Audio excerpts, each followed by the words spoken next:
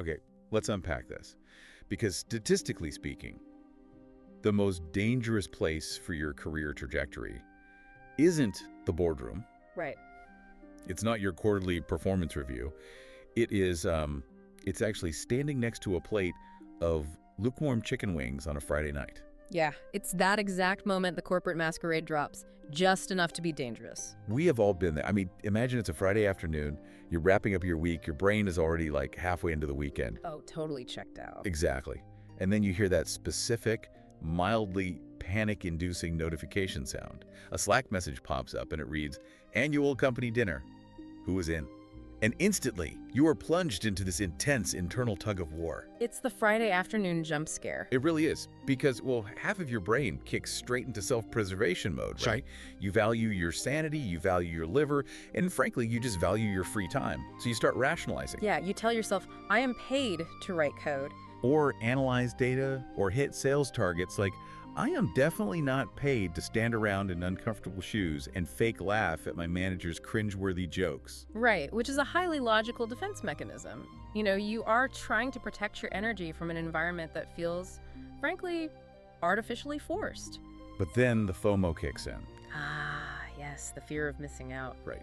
The other half of your brain starts whispering, wait, what if the next big promotion is casually decided over those exact chicken wings? This does happen. It does. What if my absence is the one thing they remember when they're handing out the new project leads? So you're just caught between protecting your peace and protecting your career. And, you know, the interesting thing is that both of those anxieties are grounded in truth. There are real risks to attending and real risks to skipping. Right. But the fascinating thing our sources reveal for this deep dive is that the way most of us try to resolve this debate, like the standard behavioral approaches we take to the office party, they're fundamentally flawed. Like we're doing it all wrong.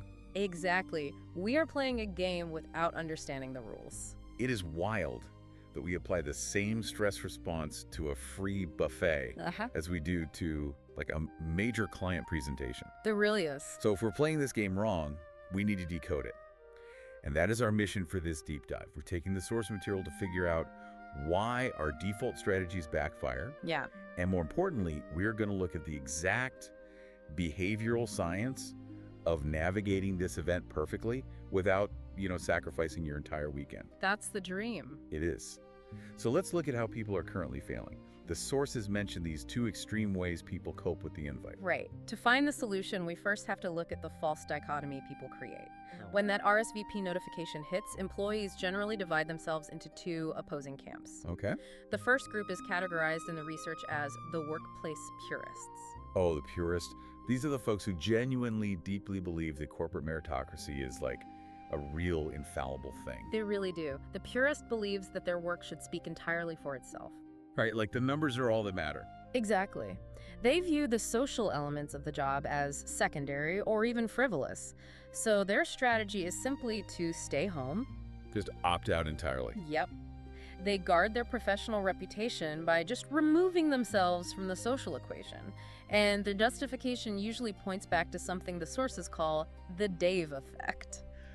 Okay, we don't need to spend too much time on Dave because I think we all know a Dave. Oh, everybody knows a Dave. The sources talk about the guy from sales who has like 3 margaritas and decides an open bar is the appropriate venue to loudly tell the vice president that the company's new strategic pivot is a complete train wreck. Right. It is the ultimate cautionary tale. It's painful just thinking about it. It is. So the purists, they look at the catastrophic reputational damage Dave inflicts on himself in a single evening, and they conclude that the only winning move is not to play. They stay home to keep their professional image pristine.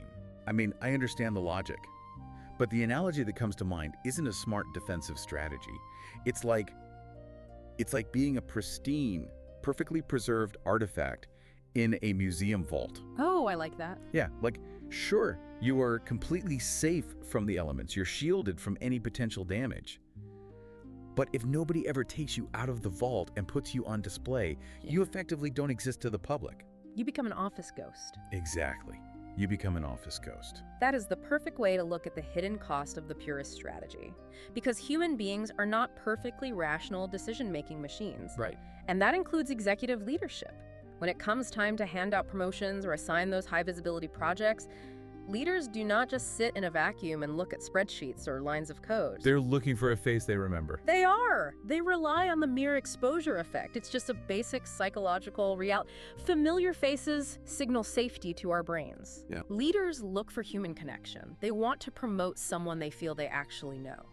So if you are locked in that museum vault you mentioned, your flawless code cannot compensate for your complete lack of social presence. Right. You basically stall your own career by erasing yourself from the social hierarchy. Okay, so the vault keeps you safe from the Dave effect, but it makes you invisible when the storm clears. Precisely. But let's look at the other extreme.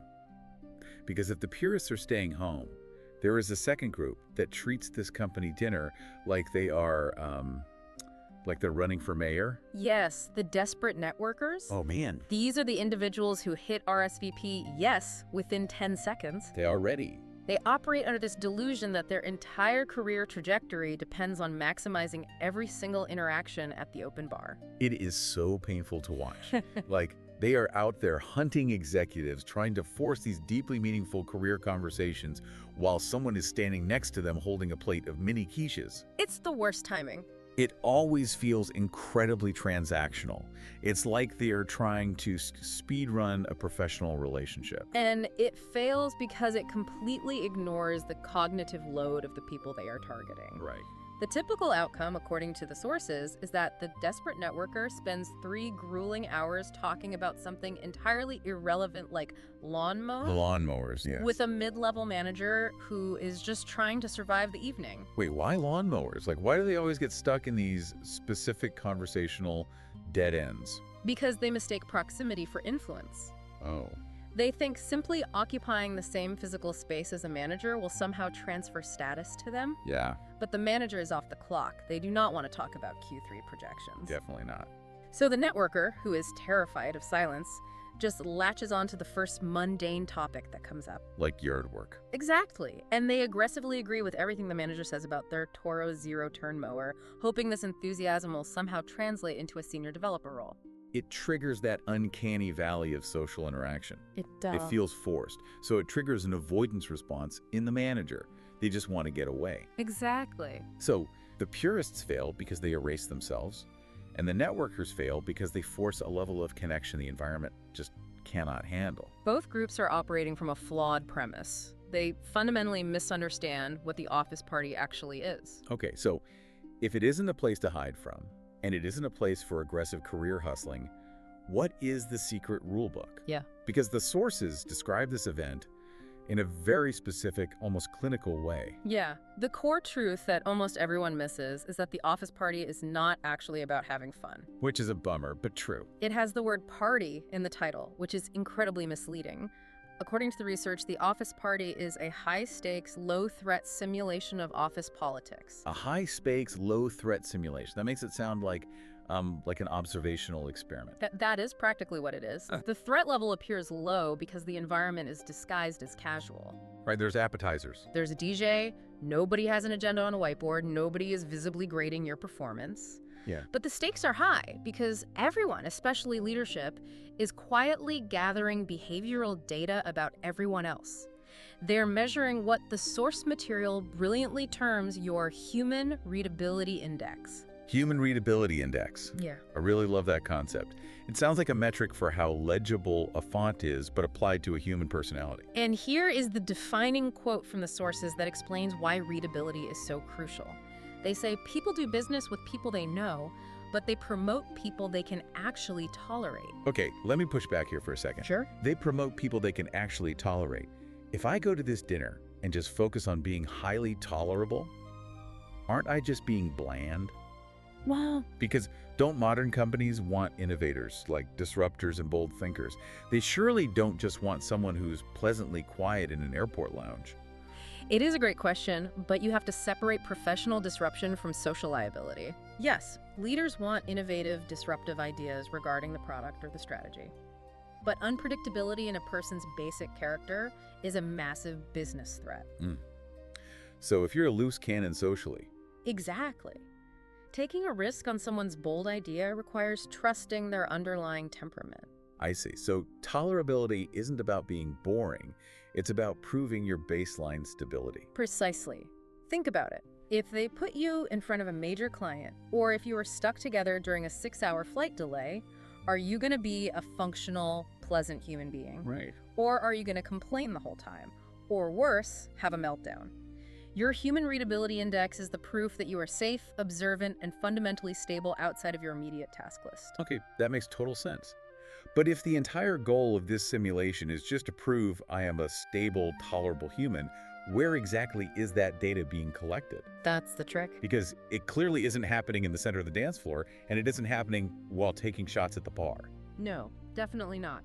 The most important geographical locations at any corporate event are what the sources call the transition zones. The transition zones. We're talking about the spaces in between the main events. The liminal spaces. The magic does not happen at the loud, crowded tables where everyone is putting on a performance. Right, where everyone is trying too hard. It happens in the mundane moments. It is standing in line for the buffet holding an empty plate. Oh, yeah. It's waiting by the coat rack. It is standing on the curb at 10:00 p.m. waiting for a rideshare. Why are those specific, boring, in-between spots so critical for building this readability index? Because corporate life is heavily scripted. True. Meetings have agendas, performance reviews have rubrics. Even sitting at a formal dinner table has a certain expected social script you have to follow. Which fork to use? Who speaks first? Right. But transition zones are unscripted. In those specific spots, the rigid corporate hierarchy temporarily breaks down.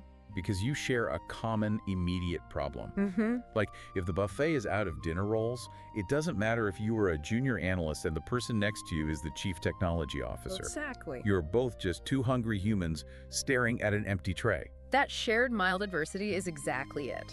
The playing field is leveled by the mundane reality of the situation. The defensive shields come down. Yeah. You don't have to force a conversation about Q3 projections. In fact, you really shouldn't. No lawnmower talks either. Right. You just talk to the CTO like a normal human being about something completely trivial. You bond over the fact that the office coffee is historically terrible, or that the DJ is aggressively overplaying 80s synth pop. And in that brief, low-friction, 2-minute exchange in the transition zone, the executive subconsciously registers the raw footage of your personality. Oh, wow. They think, this person is normal, they can read the room, they don't take themselves too seriously. So your human readability index skyrockets, simply because you interacted naturally in an unscripted moment.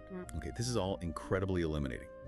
We know the extremes of hiding in the vault and hustling at the bar don't work. Right. We know the actual goal is to raise our human readability index by proving we are a tolerable, stable person. And we know the best place to do that is in these unscripted transition zones. Yes. But I need to translate this into a practical strategy. Let's do it. If I am the listener who just received that Slack RSVP and I still really want to watch Netflix on Friday night, how do I execute this? The sources provide a master plan that perfectly balances visibility with self-preservation. It is called the 45-minute cameo. The 45-minute cameo. So if the goal is just registering my tolerability in these transition zones, I theoretically don't need to be there for 4 hours. Not at all. I could just do a surgical strike. A surgical strike of socialization.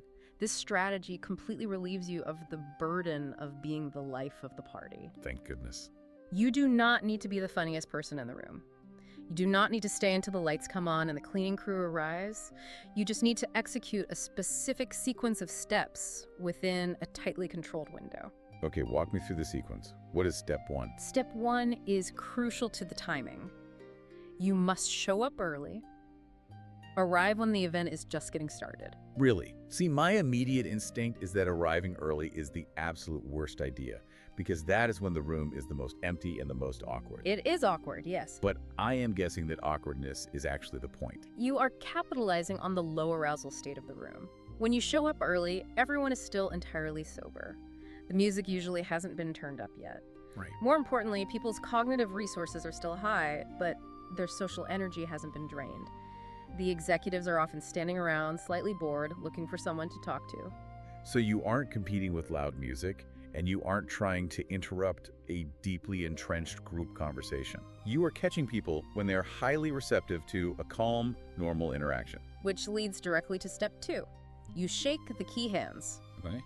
You do not need to work the entire room like a politician. You simply identify 2 or 3 people, your direct manager, a department head, perhaps one executive, and ensure you have a brief, visible interaction with them. You are just anchoring the memory, like, I was here, you saw me. And while you are anchoring that memory, you deploy step 3.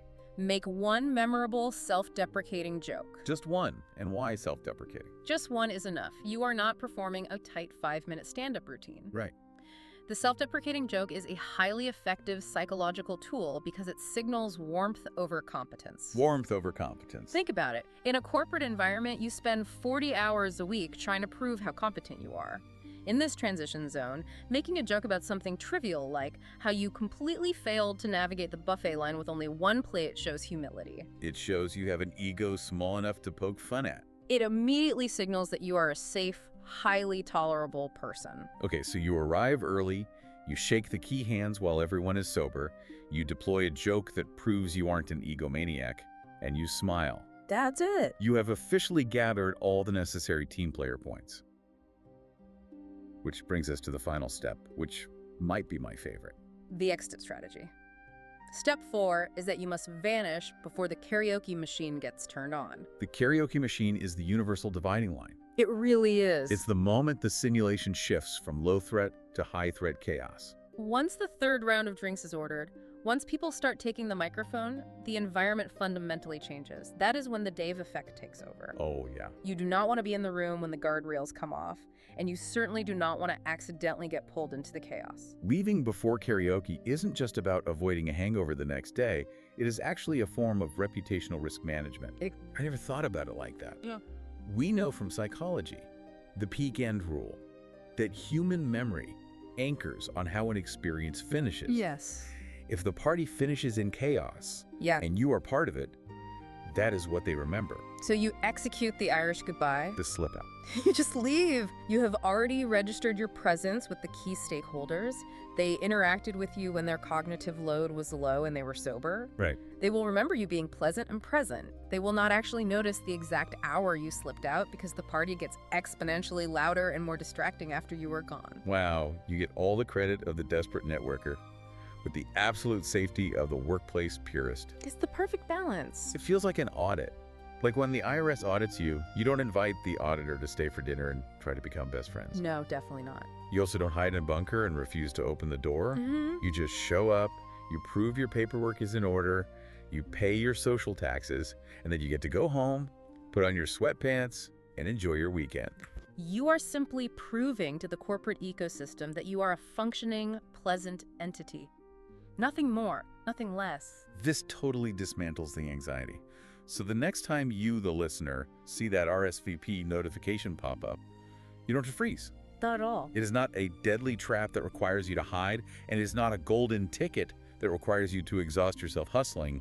It is just a simulation. It is a game with very predictable rules, once you understand the behavioral science behind what is actually being measured. And now you have the cheat code to play it on your own terms. The 45-minute cameo. Arrive early when the cognitive load is low, prove your human readability in a transition zone, and escape before the karaoke begins. But you know, as we look at this broader picture, it raises a question that I think goes far beyond just the annual company dinner. Oh? It is something for you to mull over when you log back into work. We have established just how critical these mundane, unscripted transition zones are for building your professional reputation at a party. Right, the buffet line, the wait for the coat check. But if those invisible, unscripted moments are where the most crucial connection happens, what other transition zones exist in our daily work routines? Oh, that is fascinating. Because the simulation doesn't just run on Friday nights. Exactly. Think about the 2 minutes you spend waiting for the host to officially start a Zoom meeting. Yeah. Think about the awkward silence in the elevator on a Tuesday morning, or standing by the coffee machine in the break room. If the party's transition zones are secretly shaping our career trajectories by proving our human readability, how are you utilizing the invisible transition zones on a regular Tuesday afternoon? Are you staring down at your phone in the elevator, locking yourself in that museum vault and acting like an office ghost? Or are you using that 30-second ride to prove you are a tolerable, observant human being? It's something to think about. That is a brilliantly provocative thought to leave off on, because the people deciding your next promotion are quietly gathering data by the water cooler too. Well, that brings us to the end of our deep dive. The next time that little notification chime rings and you see company dinner, who is in? Derry, you know exactly what to do. RSVP, yes, plan your surgical 45-minute cameo, and we will see you back here for the next deep dive. Keep an eye on those transition zones. Take care.